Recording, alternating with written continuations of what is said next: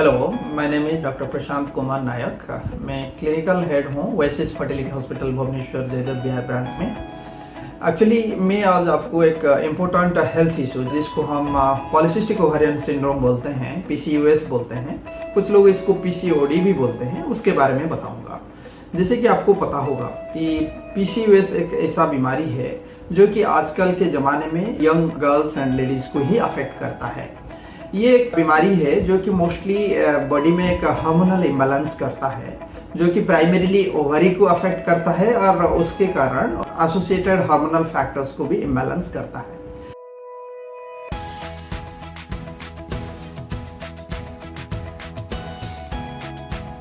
तो एक polycystic ovarian syndrome को डायग्नोसिस करने के लिए हम 3 चीज़ों को देखते हैं।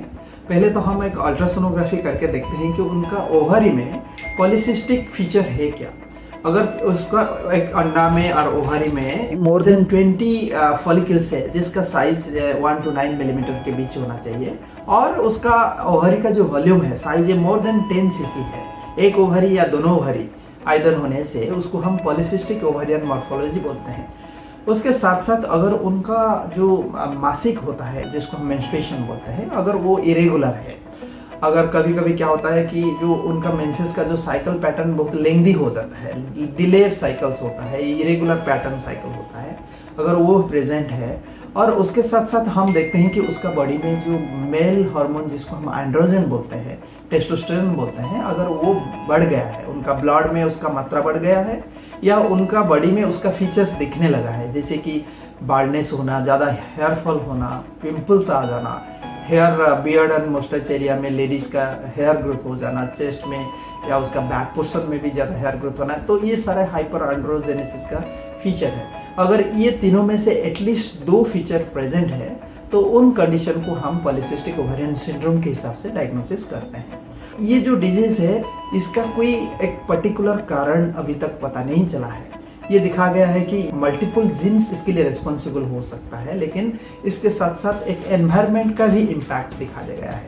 जैसे कि हमको पता है कि आजकल का जो लाइफस्टाइल है जिसमें ज़्यादातर सेडेंटरी लाइफ हैबिट्स लोगों को पसंद होने लगा है, जिसके लिए कि जो यंग एजेड गर्ल्स या लेडीज़ का वजन बढ़ जाता है, तो उसका जो बॉडी पेरिफेरी में बॉडी के फैट बढ़ जाता है, तो उससे क्या होता है ना, इंसुलिन रेजिस्टेंस होता है। इंसुलिन रेजिस्टेंस होने से बॉडी में इंसुलिन का लेवल बढ़ जाता है, ब्लड शुगर लेवल भी बढ़ जाता है। उसके साथ साथ उनका जो बॉडी का कोलेस्ट्रॉल, लिपिड का मात्रा भी डिरेंज हो जाता है। और ये जो एंड्रोजन है वो क्या है ना, ओवरी का जो टिश्यू इतना थिक हो जाता है कि वहाँ से एंड्रोजन सीक्रेट होके ये सारा एब्नॉर्मलिटी करता है। तो इसका जो एक मेन फीचर है वो अंडा से जो ओवुलेशन होता है, जो अंडा का जो रप्चर होता है उसको प्रिवेंट करता है, जिसके कारण उनका साइकिल्स भी इरेगुलर हो जाता है। तो एक कारण मैंने बोला कि उनका जो बॉडी का वजन बढ़ जाना जो फैक्टर है लाइफस्टाइल के लिए कारण हो सकता है। दूसरा हो सकता है कि जो स्ट्रेसफुल लाइफ है, जो पढ़ाई का हो या कुछ नौकरी का हो या कुछ सोसाइटी का जो भी प्रेशर हो, या एक इवन एनवायरनमेंट का जो पॉल्यूशन हो, even habits like intake of junk foods, जो ज़्यादा जंक खाते हैं, ज़्यादा शुगरी फूड खाते हैं या ऑयली स्टफ्स खाते हैं, तो इससे क्या होता है ना, बॉडी का जो संतुलन है, जो लिपिड का मात्रा भी डिरेंज होता है, शुगर का मात्रा भी डिरेंज होता है, और ये जो हार्मोन का इम्बैलेंस भी शुरू हो जाता है। तो एक इम्पोर्टेंट इंग्रेडिएंट या एक कंट्रीब्यूटरी फैक्टर है जो लाइफस्टाइल के साथ जो खाने पीने का जो तरीका है वो उसको हम रिस्पॉन्सिबल मान सकते हैं। तो ओवरऑल क्या होता है, अगर ये एक लेडी है और यंग गर्ल है जिसका मैरिज नहीं हुआ है, तो मोस्टली वो लोग हमारे पास आते हैं इरेगुलर मेंसेस के साथ, या पिंपल्स हो रहा है, हेयर फॉल हो रहा है, या वजन बढ़ गया है, ये सब सारे चीज़ों के साथ हमारे पास आते हैं। लेकिन जो लेडीज़ का मैरिज हो चुका है, मोस्टली उन लोगों का क्या होता है ना, उनको मोस्टली फर्टिलिटी इशू के साथ आते हैं उनका, क्योंकि उनका अंडा रेगुलरली रप्चर नहीं हो पा रहा है, इनफर्टिलिटी का प्रॉब्लम उनके साथ दिखा गया है। तो इसके लिए वो लोग हमारे पास आते हैं कि बच्चा नहीं हो रहा है। जैसे कि मैंने बोला, अगर अंडा रप्चर नहीं होगा तो प्रेगनेंसी नहीं हो पाएगा, तो उसको हम ये सारे चीज़ एक्चुअली उसका एज क्या है, उसका रिक्वायरमेंट क्या है, उसका कंप्लेन क्या है, ये सब चीज़ पहले देखते हैं। उसके बाद उनका डायग्नोसिस करते हैं। डायग्नोसिस के लिए हम लोग अल्ट्रासाउंड करते हैं, ब्लड में एंड्रोजन लेवल देखते हैं, या उनका क्लिनिकली एंड्रोजन का हाई लेवल है कि नहीं वो भी देखते हैं।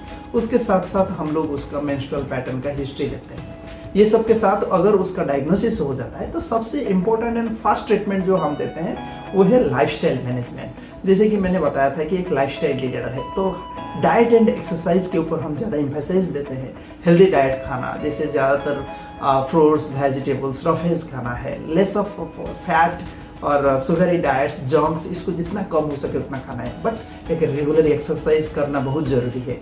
अगर उनका वजन ज़्यादा है तो उससे उनका वेट लॉस होकर एक नॉर्मल वेट भी आ जाएगा। इवन इफ उनका वेट नॉर्मल है, इवन थिन बिल्ट लोगों को भी पीसीओएस हो सकता है। अगर एक्सरसाइज करते हैं तो उनका बॉडी का जो हार्मोनल इम्बैलेंस वो चला जाता है। तो लाइफस्टाइल में exercise and diet is very important. Along with that, अगर उनका बॉडी में एक्सेस एंड्रोजन है तो उसके लिए हम इवन मेडिसिन से ट्रीटमेंट करते हैं।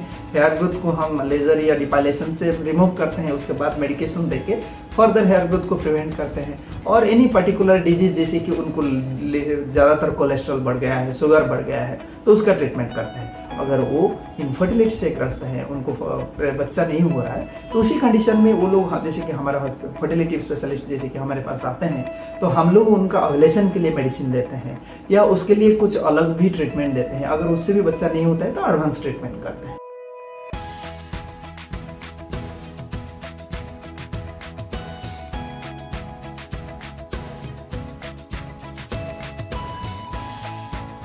तो जैसे कि मैंने आपको बताया कि ये जो पीसीओएस आजकल के ज़माने में almost 10 to 15% of the population है। इंडिया में भी अप टू 15% तक यंग लेडीज एंड गर्ल्स को ये अफेक्ट कर रहा है। एंड इसका मात्रा धीरे धीरे बढ़ते जा रहा है क्योंकि हमारा जो लाइफस्टाइल बिगड़ते जा रहा है। तो होपफुली मेरा जो ये डिस्क्रिप्शन आज पीसीओएस के बारे में, तो आप लोगों को डेफिनेटली कुछ यूजफुल इन्फॉर्मेशन मिला होगा। तो thank you for watching. Thank you.